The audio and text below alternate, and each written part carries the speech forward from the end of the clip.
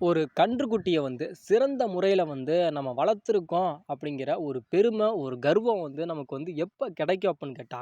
அதாவது இப்ப வந்து ஒரு கன்னுக்குட்டி வந்து கன்னு போடுது. அதாவது ஒரு மாடே வந்து ஒரு கன்றுக்குட்டி வந்து போடுது அப்படிங்கிறப்ப, அந்த கன்றுக்குட்டியோட ஒரு எடை வந்து ஒரு 20 கிலோ வந்து அந்த ஒரு கன்றுக்குட்டி இருக்கு அப்புட்ன்னா, அது ஒரு 2 மாசம் ஆயிருச்சு அப்புட்ன்னா, அந்த 20 கிலோ வந்து அந்த கன்னுக்குட்டி அந்த ஒரு எடை இருக்குல்ல, அது அப்படியே வந்து டபுளா மாங்கும். டபுளா மாறுறப்போ வந்து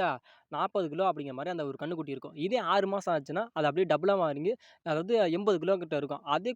அதே ஒரு 6 மாசத்துக்கு மேல ஆயிருச்சு அப்புட்ன்னா, அந்த கன்னுக்குட்டி 60 கிலோல இருந்தது வந்து அப்படியே வந்து டபுளா 2 மடங்கு மாறி வந்து 120 கிலோ, 150 கிலோவுக்கு மேல அந்த ஒரு கன்னுக்குட்டி வந்து மாறிடுச்சு அப்புட்ன்னா, அது 6 மாசத்துலயும் சரி, 7 மாசம் 1 வருஷத்துக்குள்ள வந்து அந்த